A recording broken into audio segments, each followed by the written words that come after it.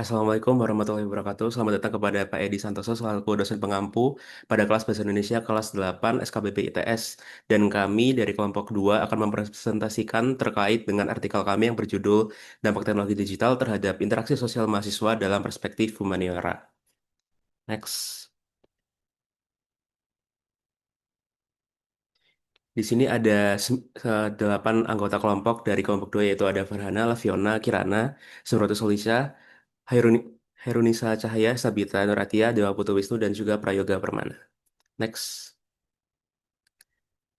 Pada artikel sendiri di awal artikel ada abstrak yang berisi tentang latar belakang dan juga masalah, yaitu pergeseran pola komunikasi dan juga fenomena technoference. Kemudian ada metodologi dengan pendekatan narrative iterative review dan adanya 4 tahapan. Kemudian dengan cakupan data berupa 10 tahun rentang data dan juga hasil kesimpulan yang akan dibahas pada pembahasan berikutnya. Dan juga keywords yang kami gunakan pada ini adalah media sosial, etika digital, FOMO, Fabbing, dan kecanduan digital. Next. Selanjutnya di sini ada pendahuluan dari artikel yang di mana perkembangan teknologi digital telah mengubah pola interaksi sosial mahasiswa melalui internet, media sosial, dan berbagai platform komunikasi yang membuat interaksi lebih cepat dan fleksibel. Namun, pergeseran dari komunikasi tatap muka ke komunikasi berbasis layar berpotensi memengaruhi kualitas hubungan sosial yang di mana itu tercantum pada artikel Kolhar DKK di tahun 2021. Selain memperluas jaringan sosial, penggunaan teknologi digital juga dapat memunculkan fenomena pubbing, FOMO, dan ketergantungan media sosial yang berdampak pada kualitas interaksi interpersonal. Komunikasi digital yang minim isyarat nonverbal turut memengaruhi pemaknaan hubungan sosial antar individu. Oleh karena itu, penelitian ini menganalisis dampak teknologi digital terhadap interaksi sosial mahasiswa dari perspektif humaniora.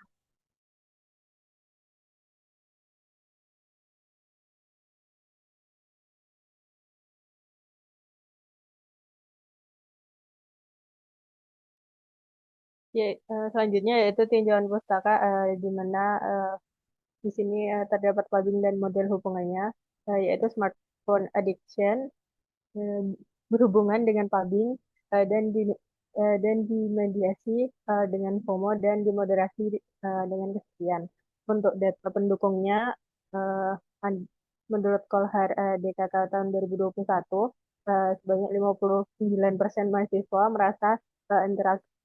merasa interaksi langsung tergantikan oleh obrolan digital. Lalu untuk research gap dan posisi penelitian, belum ada studi yang menggabungkan mediasi FOMO dan mediasi kesepian dengan lensa humaniora. Penelitian ini mau mengisi kekosongan secara kualitatif dan interpretatif.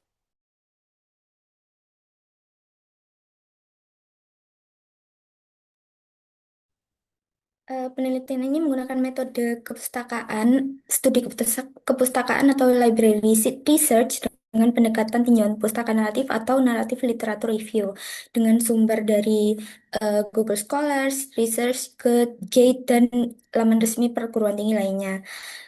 Eh, penelitian ini melalui 4 tahapan utama yaitu fase desain, fase pelaksanaan, fase analisis, dan fase penulisan.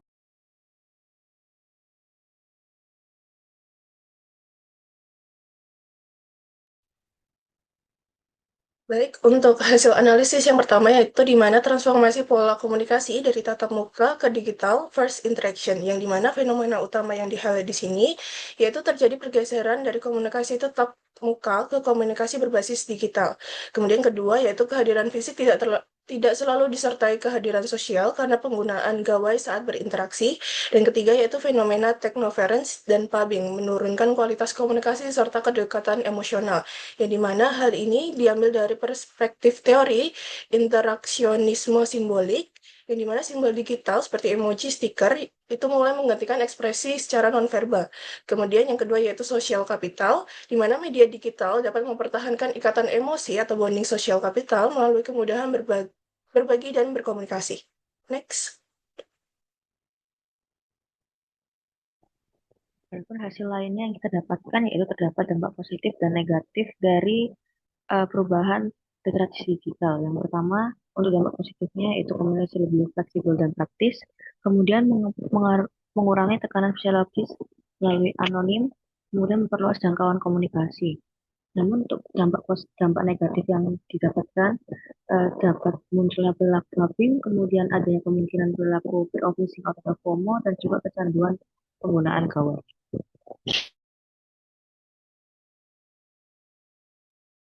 Baik, yang selanjutnya yaitu degradasi empati dan krisis makna interaksi, di mana perkembangan teknologi digital menyebabkan pergeseran dari interaksi yang bermakna menjadi komunikasi yang superficial. Lalu yang kedua, penggunaan media digital mengurangi isyarat nonverbal seperti kontak mata, ekspresi wajah, dan intonasi suara. Hilangnya unsur-unsur tersebut dapat menurunkan kemampuan seseorang untuk memahami emosi orang lain. Lalu yang ketiga, fenomena fubbing dan FOMO juga memperburuk kondisi tersebut karena mahasiswa cenderung lebih memperhatikan gawai dan media sosial dibandingkan orang yang sedang berinteraksi langsung, sehingga kualitas hubungan sosial ikut menurun.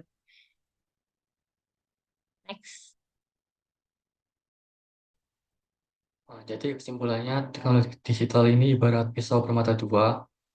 Di satu sisi, penggunaan teknologi yang berlebihan dapat melemahkan hubungan nyata serta menciptakan jarak sosial yang lebar antara mahasiswa. Eh, Sebaliknya, jika digunakan secara bijak, teknologi ini justru mampu memperluas jangkauan relasi dan memperkuat ikatan emosional. Jadi, kunci keseimbangan terletak pada penerapan etika digital dan pengendalian diri agar tercipta interaksi sosial yang lebih sehat dan bermakna. Next. Nah, untuk sarannya, yang pertama, institusi kampus perlu memformulasikan kebijakan literasi digital yang humanis. Edukasi itu tidak boleh hanya fokus pada kecakapan teknis, namun juga harus menyentuh aspek afektif dan kesadaran etis demi menjaga keseimbangan interaksi sosial. Yang kedua, dosen disarankan mengintegrasikan metode pembelajaran interaktif berbasis diskusi kelompok tatap muka yang intensif. Pendekatan ini berfungsi supaya mengasah kembali keterampilan membaca isyarat nonverbal dan empati sosial. Dan yang terakhir, pusat konseling kampus harus menyediakan program penanganan khusus terhadap digital stress, media fatigue, dan rehabilitasi ketergantungan gawai, yang kini marak mengancam kesehatan mental mahasiswa Gen Z. Next.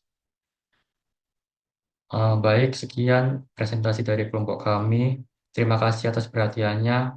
Mohon maaf apabila ada salah-salah kata. Wassalamualaikum warahmatullahi wabarakatuh.